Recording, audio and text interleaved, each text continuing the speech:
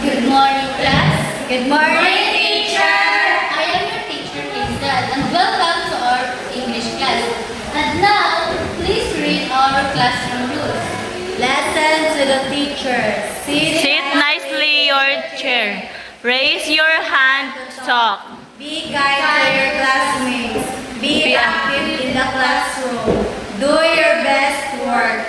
Can I expect that you follow our classroom rules, class? Yes, teacher. Okay.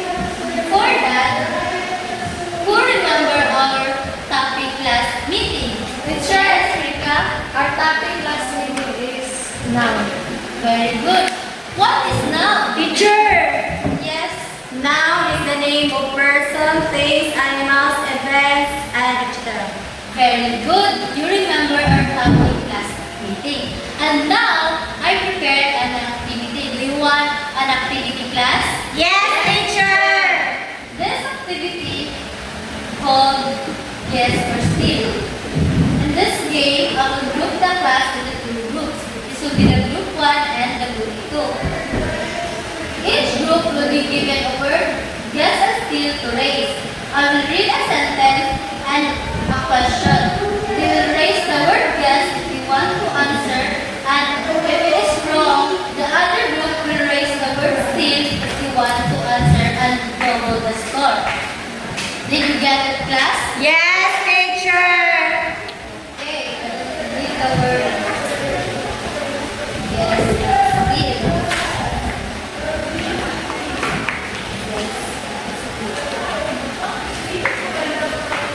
Are you ready, class? Yes, teacher. Are you ready, group 2? Yes, teacher. Very good. This is the first. The dog barks loudly at the mailman. What action does the dog perform? Yes, group 2. Barks. Correct. Group 2 will have a 1 point. And the next is, the children play games in the park. What is the action words in the sentence? Teacher. Yes, group 1. Play. Very good. And the third question is, the birds fly high in the sky. What is the action words in the sentence? Teacher.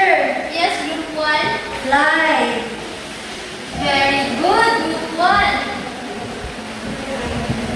The artist paints beautiful pictures. What is the action words in the sentence? Teacher. Yes, group 1. Paints. Very good. The action word in the sentence is paint. Group 2, catch up. This would be the last. The gardener plants flower in the garden. What is action words in the sentence? Plants. Teacher. Yes, group 2. Plants. Very good. The group 1 have a 3 points. Let's give ourselves a 5 claps.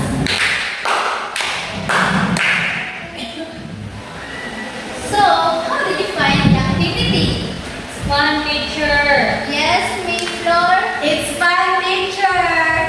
Very good. Based on the activity, what action words did you observe? Yes, Rika? Plants, teacher. What action words did you observe? Action. Very good. Another one. Paints. Wow, very good. Fly. Barks, teacher. Very good. Those words are the action words that you observe. The action words are important. Teacher. Yes, Mayflower? It because it makes sentence clear. Very good. Action words help the sentence more clearer. And now, let's move to our main topic, which is action words. What is action words? Action words are words that tell what a person, animal, or thing does. They show an action or movement.